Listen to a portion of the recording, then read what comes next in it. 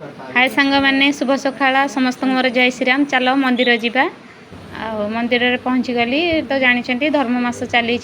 राति 4 मंगल आलती होची से राति मु मंदिर आसे 4 राति और प्रभु आमर विघ्नेश देखु जो मैंने न आसीपार्टी तो दर्शन करूँ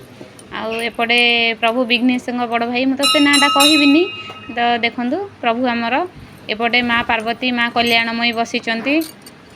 माँ को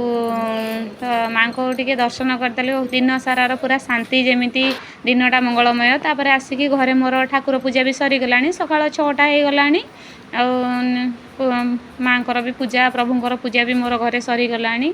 कौ मैंने राति उठी धर्म मसरे धर्म करुँच मंदिर जाऊँच ठाकुर सेवा करुँच तो मानव जन्म माने निहाती आम ये सब कर्म भगवान आमको देते आम करवा प्रभु सेवा टी करवा कौ मानक भल लगुच लाइक करें शेयर करें कमेंट कर।